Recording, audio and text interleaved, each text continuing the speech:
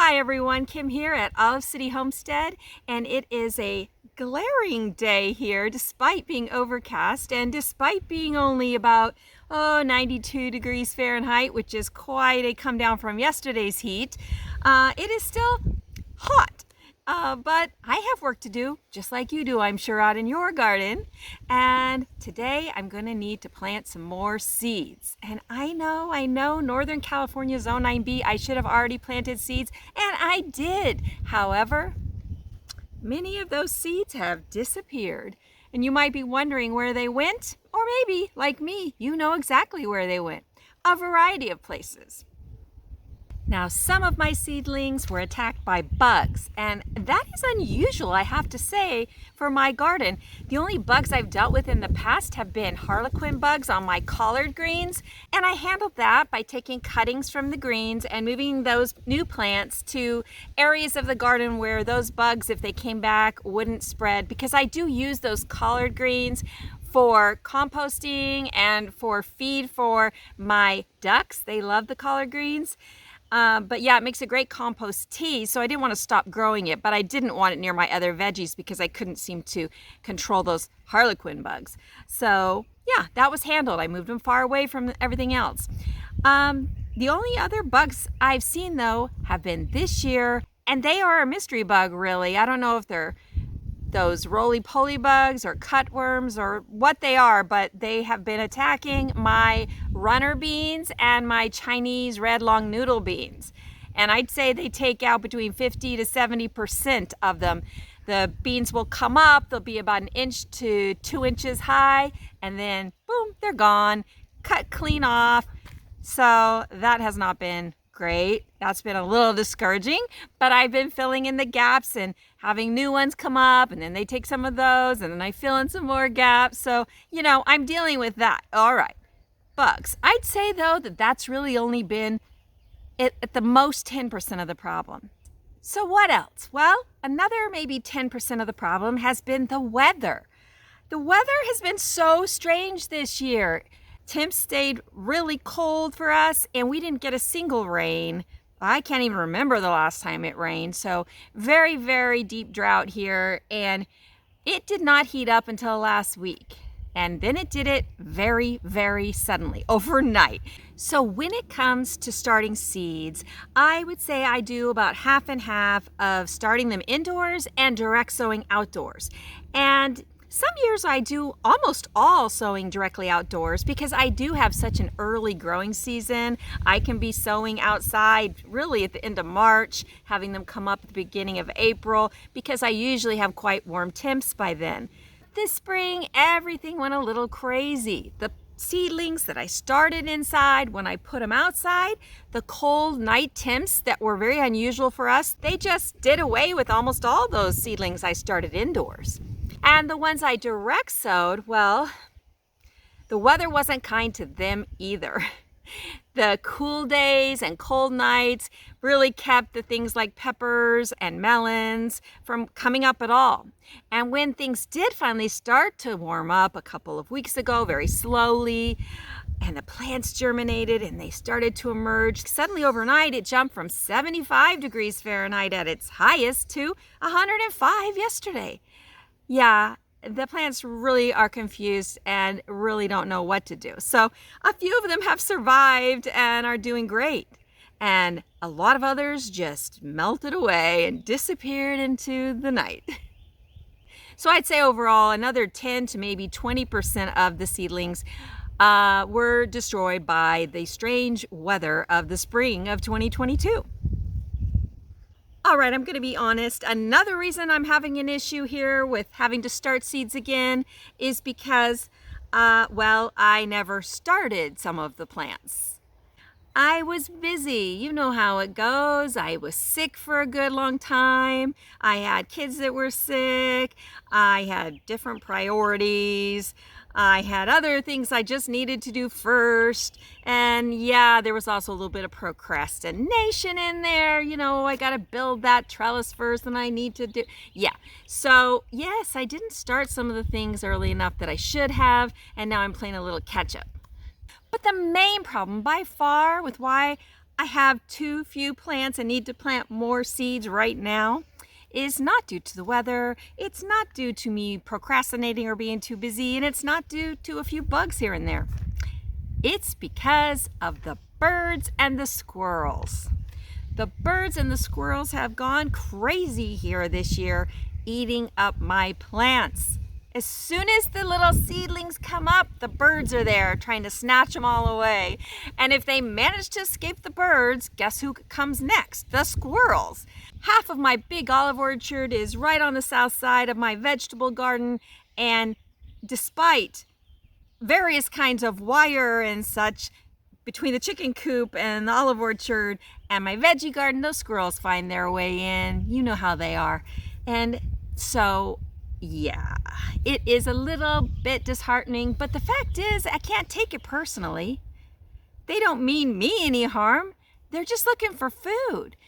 We, as I've said, have a bad drought situation here. It's been going on for years, and it's worse than ever right now. And there's really just not a lot of food and water for the birds and squirrels. And so I've noticed they have been drinking the water from my ducks and chickens' water basins much more than usual. And they definitely have been taking advantage of the greens in my garden much more than usual. So what am I gonna do? I could give up, just let them have the garden, but I don't think so. No. I have worked on, though, taking it less personally. I have worked on chilling and saying, okay, they're gonna get some, that's all right. But what can I do to protect the majority of my garden for me and my family? And there is one answer that works fantastically as long as, well, I put it into practice. And that is to protect my plants with either wire or tulle. And today I am going to replant a bed, a brand new bed that had sprouted beautiful sunflowers. They were, at least 3 inches tall already, and several large winter squash plants, Amish pie, golden Hubbard, some little pumpkins. And 2 days later, they were all gone. Every single one, probably 24 plants, all gone overnight. Yeah, but that was my fault because I did not protect them. And I should have, because they were actually right on the fence line with the orchard where the squirrels are they were probably just sitting there, those squirrels, watching me plant them and going, okay, she just planted them. That means on day such and such, we can go in and take them all out before she even gets up in the morning. She'll never know what happened. Yeah. So anyway, today I'm going to get over there, plant some more seeds, and protect them. Meanwhile, yesterday I planted a lot more seeds. I mean, a lot more seeds. It's sort of a cross between sowing in little pots indoors under grow lights and direct sowing out in the garden. I've got them sown in little pots outside, but all together on a picnic table near my back door, where the first thing I do when I come out in the morning is water them, check on them, and also I'm protecting them too. So this is a bolt of tulle, 54 inches wide. Of course, it's folded in half right now, so this is only 27 inches in width right now. And it is 40 yards. Now you can get this for between $10 and $15 depending on where you buy it, Amazon or Etsy or whatever. But 40 yards of it. And you can see how small the openings are, and this is why birds don't get caught in it like they do sometimes in bird netting. I've seen that happen with some of my friends' yards, specifically when they had bird netting on their fruit trees, which is why I will never use that on my trees or plants. But tulle, on the other hand, does not trap animals, but they don't like it at all because it feels very strange to them. When their claws hit it, they just back off and run away, and they get to know, oh, I don't like that stuff, and they stay away. It's worked for me many, many times. I'm just sorry I didn't put it into practice sooner this spring. All right, here is my new raised bed that I moved over from another part of the property and have filled it up, and I had planted it, and the sunflowers came up and the squash came up, and all was looking so good before it was all devoured by birds and squirrels. But now I'm going to plant the seeds, wrap the tulle around these posts, use some handy dandy wooden clothesline clips, and we will be protected, and we will have sunflowers and squash.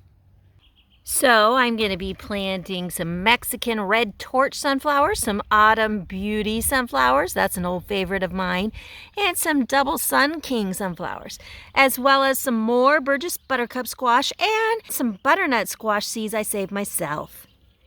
So the tool is all the way around it now. You can see that I've got it clipped to the poles, got 6 poles. Some are the steel ones with plastic, and I've got a bamboo one there.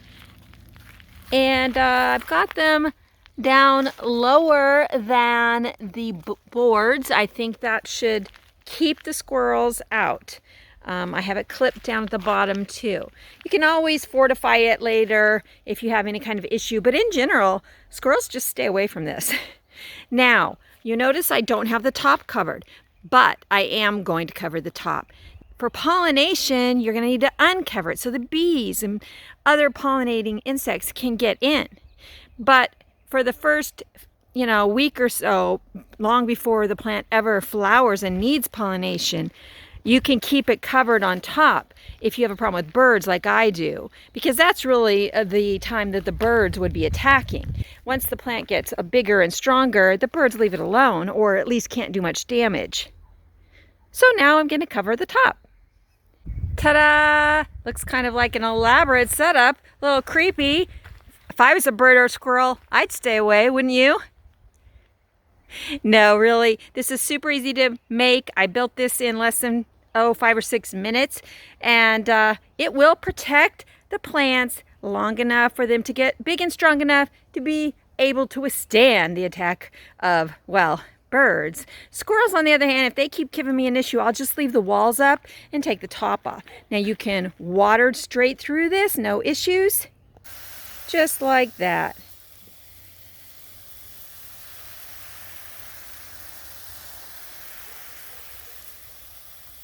Now I will be very excited to see these plants grow again and then not get eaten by the birds and squirrels, and I will be sure to show you the results of this little easy but very effective contraption on my upcoming garden tours.